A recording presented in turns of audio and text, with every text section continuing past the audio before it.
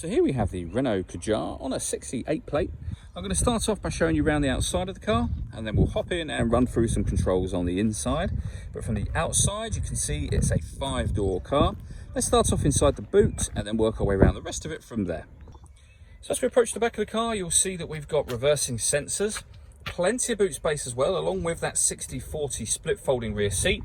And you can increase the boot space by lifting, and if you wish to, removing both of these two tray sections separately. You can also use these as boot dividers as well.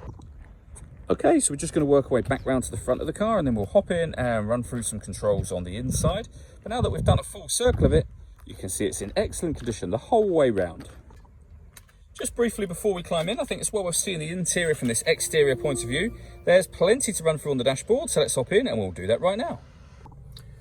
Okay, now that we're inside the car, we're going to start with the dials. In the centre, we have a rev counter and the digital readout for the speedometer in the centre of the rev counter. And beneath that, you can see the total mass of the car, which are 13,881. Over to the right-hand side, we have the fuel gauge for the car.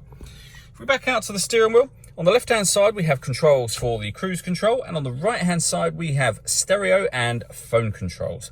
The phone can only be used after such time as it is paired up, and that is done over in the central area just here. Hit the menu button, and then from there, you can do various things, including pairing your phone. You can access the satellite navigation as well from here. There's a full video that shows how this works on both our website and also on our YouTube channel as well. We go back to the main menu. When it comes to music in this car, there's a few ways of listening to it.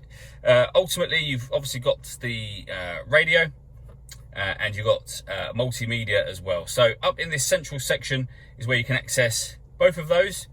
Hit the radio button and you'll see at the moment we have digital radio showing just there. Press band and you'll see we also have FM and AM radio available to you as well. If you want to listen to your own music, you can do. You can do that under the media heading within that multimedia menu, and you can see we have 2 USB inputs. You can stream your music wirelessly via Bluetooth audio, and we have an auxiliary input as well. So plenty of ways to listen to your music, and the main volume for the stereo is adjusted over to the left.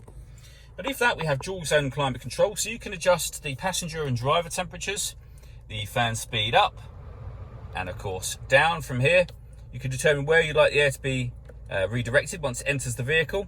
When you're happy with those settings, that button turns the air conditioning on. It's on when that light shows, so off, back on again. Or you can hit auto.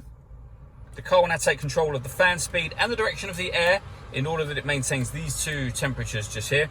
So override that, just readjust the fans to whatever level you want them on. Underneath that, we have the 2 USB inputs, an auxiliary input, as well as a 12-volt charging socket underneath that cap, and then a 6-speed manual gearbox, electronic handbrake, and the further cruise control buttons just there as well. All that leaves me to say is thank you for taking the time to watch this video. If you'd like to come and see the car in person and have a test drive, please feel free to call any of our MJA sites. We'd love to hear from you soon.